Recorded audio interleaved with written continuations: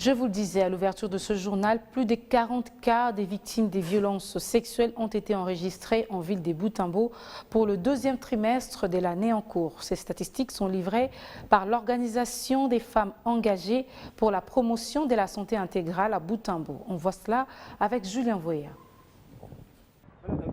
Les statistiques livrées par l'Organisation des femmes engagées pour la promotion de la santé intégrale FEPSI concernent la période couvrant du mois d'avril 2020 à juin 2020. Selon l'infirmière Espérance Kivassia et présidente de FEPSI Boutimbo, les victimes de ces violences sexuelles ont pour la plupart l'âge variant entre 10 ans et 17 ans. Bon, par rapport au premier trimestre, oui, il y a eu aussi des cas, mais le deuxième trimestre ici, de 10 ans à 17 ans.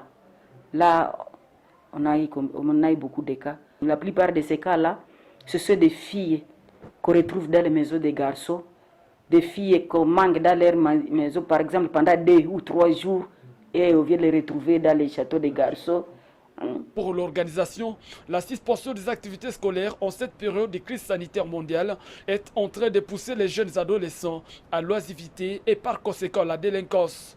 Un problème, des séances de sensibilisation ne se tiennent presque plus, faute de mesures prises par le chef de l'État dans le cadre de la riposte anti-Covid-19. À cette période de confinement, les affaires sont en train de vagabonder, sont en train de passer par-ci, par-là. On peut dire que les filles sont en train de se confiner dans les châteaux des garçons. Les activités scolaires là, qui ne sont plus là.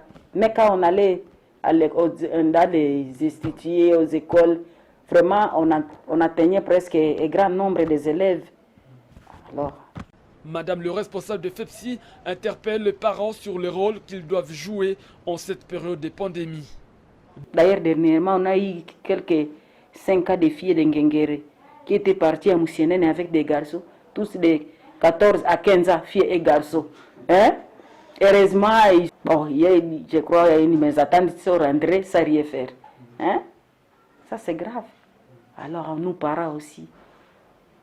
En tout cas, il faut renforcer notre encadrement.